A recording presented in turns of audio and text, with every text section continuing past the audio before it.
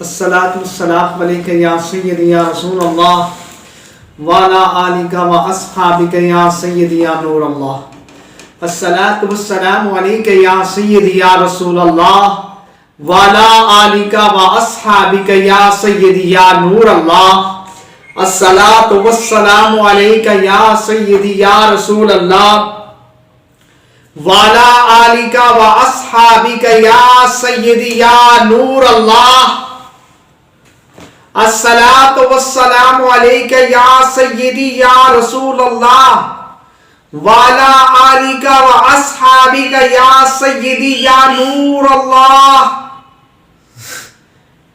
اللہ تعالیٰ کے فضل اور اس کے کرم سے ایک بار میں پھر حاضر ہوا ڈاکٹر عمران۔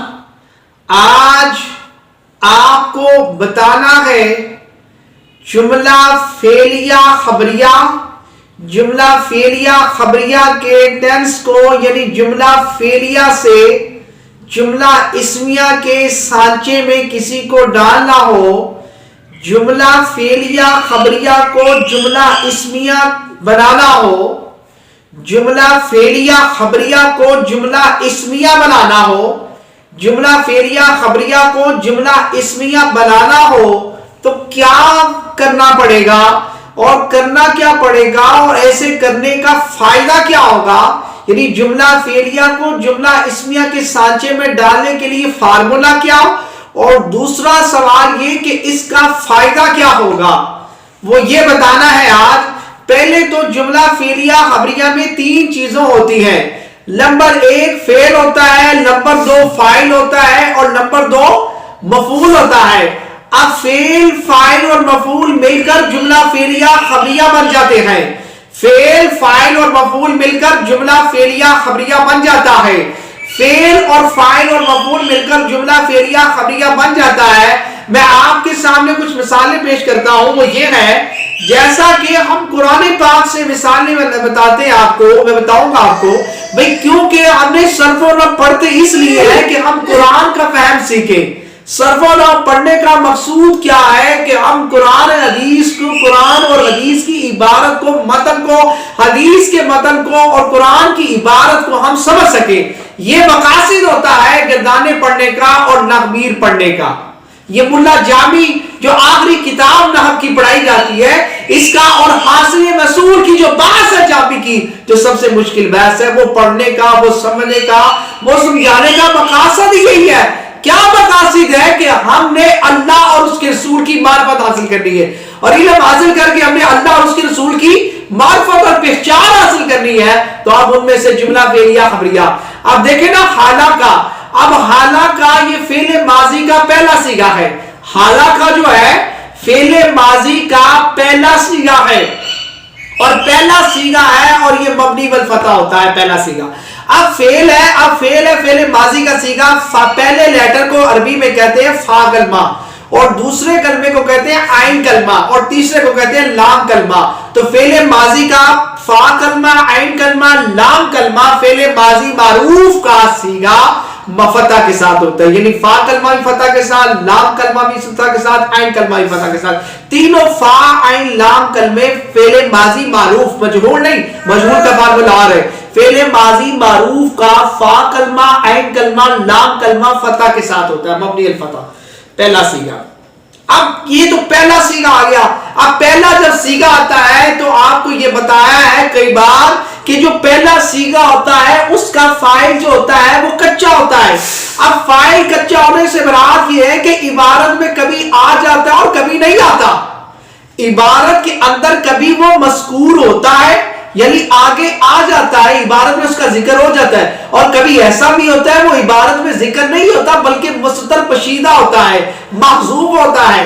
کبھی ایسا بھی ہوتا ہے کہ وہ عبارت میں مذکور نہیں ہوتا، محذوف ہوتا ہے، ضمیر کی صورت میں ہوتا ہے۔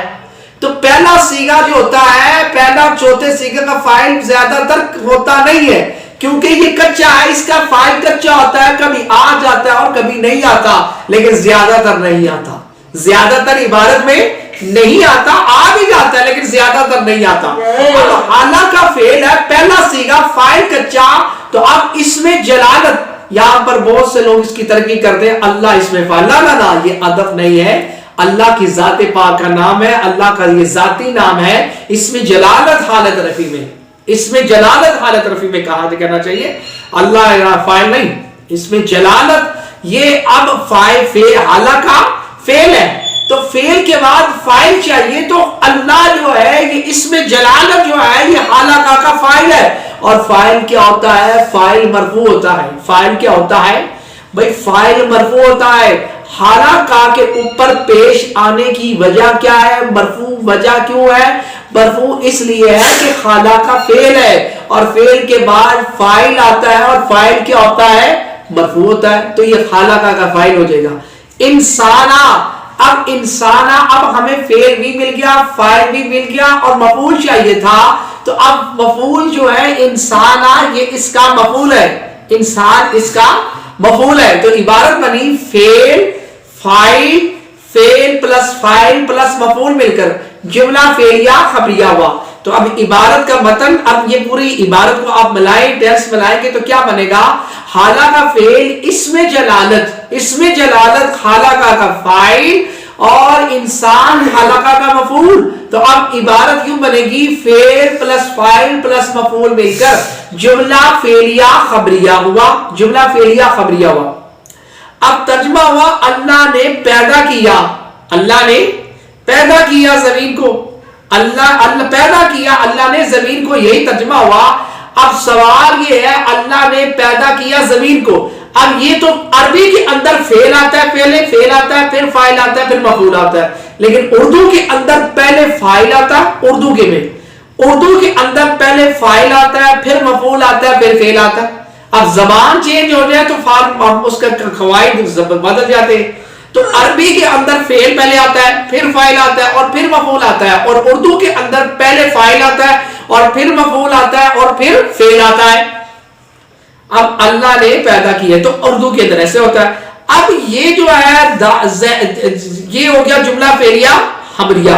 اب بتانا ہے کہ جملہ فعلیہ خبریہ کی ایک دو مثالیں اور دے دیتا ہوں, پھر اس کے بعد آپ کو جملہ اسمیہ کے سانچے میں اس کو ڈالنے کا طریقہ اینڈ میں بتا دیتا ہوں. اب یہاں پر دیکھیں دوسری بات یہ قتل داؤد جلودا, قتل داؤد جلودا, قتل کیا داؤد, قتل داؤد. اب قتل فعل, داؤد حالت رفع میں, بھئی قتل کا یہ فاعل ہے, داؤد حالت رفع میں کیوں ہے؟ قتل کا فاعل ہے. جلودا حالت رفع میں کیوں ہے؟ یہ قتل کا مفعول ہے. تو قتل فعل, داؤد حالت رفع میں قتل کا فاعل, جلودا حالت رفع میں قتل کا مفعول, فعل فاعل مل کر جملہ فعلیہ خبریہ ہوا, جملہ فعلیہ خبریہ ہوا. آگے دیکھیں بے شمار مثالیں اس قرآن مجید میں بھی ہے, اس کی آپ اگر مطالعہ کریں گے اور آپ پھر آپ کو معلوم ہوگا. اور بعض صورتوں میں کہا تھا کہ فاعل محذوف ہوتا ہے, جیسے سورۃ الرحمن کے اندر خلق الانسان, اب خلق کا فعل ہے. اب میں نے کہا تھا کہ خلق کا فعل اور پہلا صیغہ ہے پہلا, اور چوتھے صیغے کا فاعل جو ہوتا ہے وہ کچا ہوتا ہے. تو اب یہاں پر کیا محذوف؟ یہاں پر ہوا ضمیر مستتر پوشیدہ فاعل ہے اور انسان یہ اس کا مفعول ہے. اب یہاں پر فاعل جو ہے مستتر ہے, پوشیدہ ہے, ضمیر کی صورت میں ہوا. تو خلق کا فعل ہوا ضمیر مستتر پوشیدہ فاعل, انسان خلق کا مفعول, فعل فاعل اور مفعول مل کر جملہ فعلیہ خبریہ ہوا, جملہ فعلیہ خبریہ ہوا.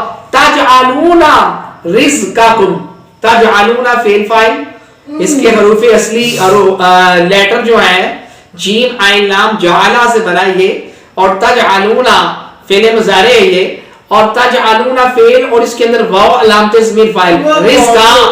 رزقا اس پر الف لام بھی نہیں, ڈبل حرکت بھی نہیں, اور اس کے بعد کم, یہ مرکب اضافی کا مجموعہ ہو کر یہ تجعلون کا کیا بن جائے گا؟ مفعول بن جائے گا. بھئی مفعول کیوں بنا بھئی؟ بھئی رزقا کاف کے اوپر زبر ہے حالت نصبی میں, تو منصوبات میں سے مفعول بھی ہے, اور پھر یہ تجعلون کا مفعول بن جائے گا. تجعلون فعل فاعل, فعل پلس فاعل اور پلس مفعول مل کر جملہ فعلیہ خبریہ ہوا. افرأیتم الماء, یہ حمزہ استفہامی ہے, رأیت فعل اور تم ضمیر فاعل, الماء حالت رسمی میں ہے, یہ رأیت کا مفعول ہو جائے گا. تو فعل اور فاعل اور مفعول مل کر جملہ فعلیہ یہ انشائیہ ہو جائے گا, کیونکہ یہ استفہامیہ ہے, سوال ہے کیا, تو جس کے اندر سوال آ جائے وہ استفہامیہ ہوتا ہے. جس کے اندر سوال آ جائے وہ استفہامیہ ہوتا ہے. ضرب اللہ مثلا. ضربا اس میں یہ ضربا پہلا صیغہ، اس میں جلالت ضربا کا فاعل اور مثلا یہ ضربا کا مفعول. فعل اس میں جلالت فاعل، مثلا ضربا کا مفعول. فعل پلس فاعل اور پلس مفعول مل کر جملہ فعلیہ خبریہ ہوا. نصر اللہ ابراہیم. نصر فعل، اس میں جلالت نصر کا فاعل ابراہیم. ابراہیم نصر کا مفعول. فعل پلس فاعل پلس مفعول مل کر کیا بنا؟ جملہ فعلیہ خبریہ. اب یہ جملہ فعلیہ خبریہ کا یہ ٹینس آپ کے سامنے تیار ہوئے کر چند مثالیں آپ کے سامنے میں نے دی اور قرآن مجید کی عبارت سے دی. اور اب آگے اس کا بتانا ہے کہ اب آپ نے اس کو جملہ اسمیہ بنانا ہے. اب آپ نے اس کو جملہ اسمیہ کے سانچے میں ڈالنا ہے.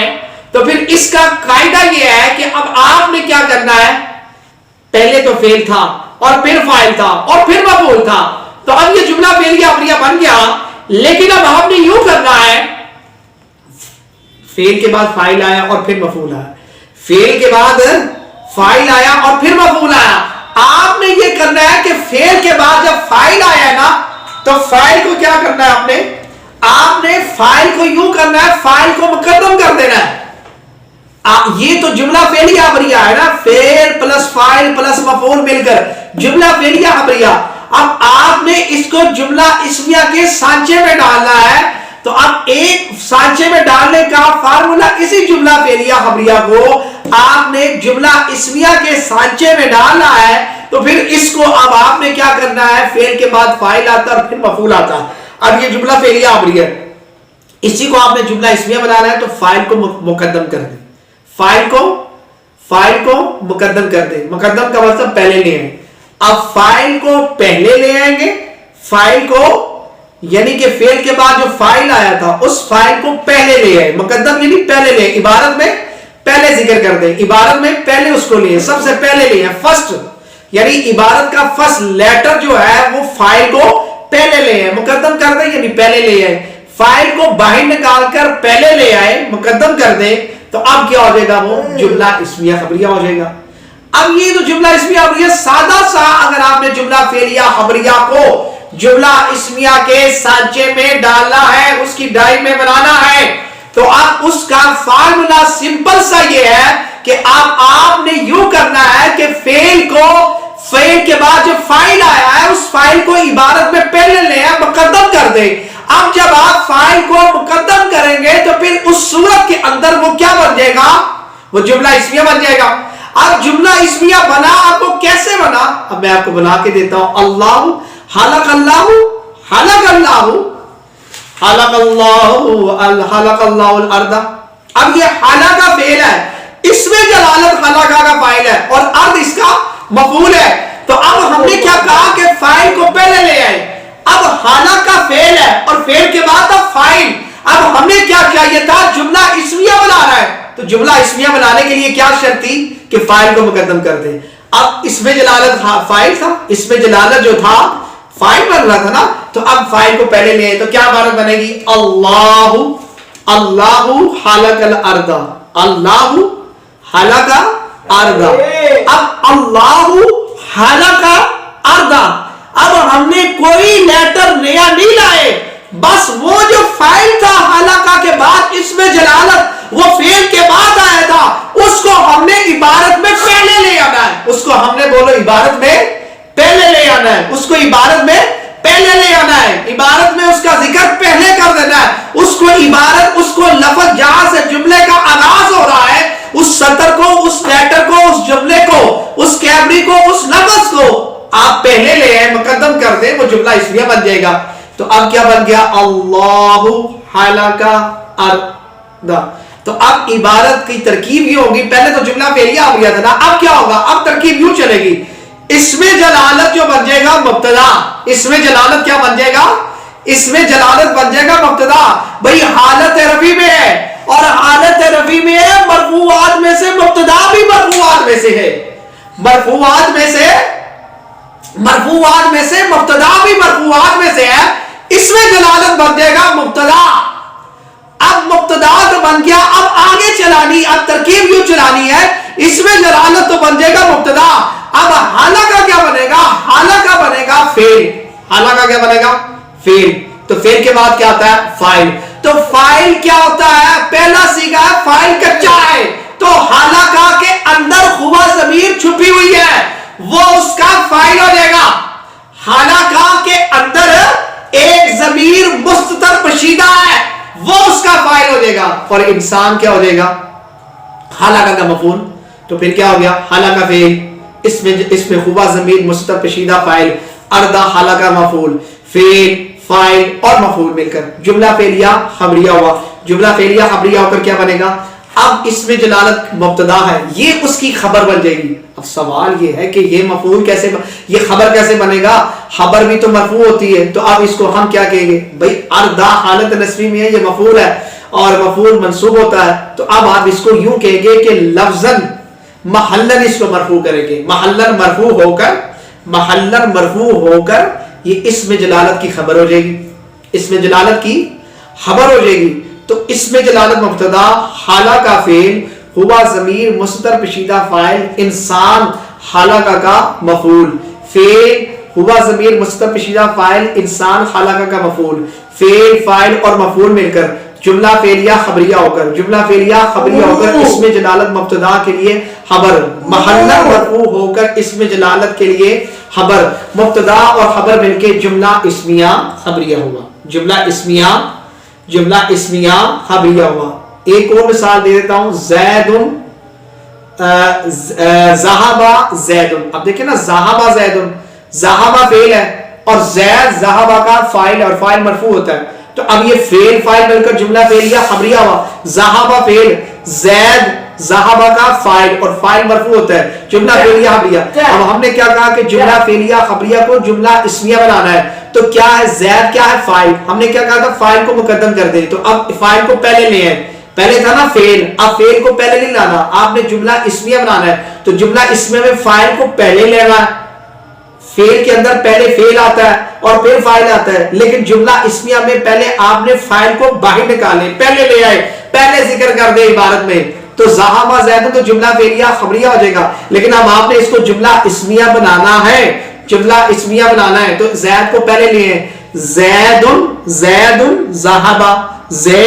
ذہب. تو اب ترکیب یوں چلے گی, زیدن مبتدا اور ذہب فعل, اور پہلا صیغہ فاعل کچا ہوتا ہے, ہوا ضمیر مستتر پوشیدہ فاعل ہو جائے گا. اب فعل اور ہوا ضمیر مستتر پوشیدہ فاعل ہو کر جملہ فعلیہ خبریہ. اب جملہ فعلیہ خبریہ ہو کر, بولو جملہ فعلیہ خبریہ ہو کر, جملہ فعلیہ خبریہ ہو کر زید کے لیے یہ خبر ہو جائے گی, محلہ مرفوع ہو کر زید کے لیے خبر ہو جائے گی.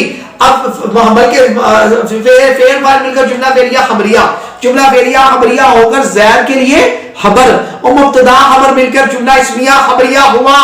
اب یہ تو ہم نے فارمولا سیکھ لیا کہ جملہ فعلیہ کو جملہ اسمیہ کے سانچے میں ڈالنا ہو, تو بس یہ سبق, آج کا سبق حاصل وصول سبق جو ہے وہ یہ ہے کہ جملہ فعلیہ خبریہ کو جملہ اسمیہ کے سانچے میں بنانا ہو, اسی ٹینس کو جملہ اسمیہ بنانا ہو, تو پھر فاعل کو پہلے لے آتے ہیں.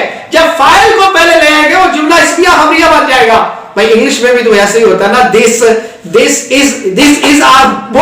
this is a book, یہ کتاب ہے, this is a کرسی, یہ کرسی ہے. تو آپ it کو پہلے لے آئے, it is a, it, these, that, یہ سارے ٹیکس مقدم مؤخر کرنا.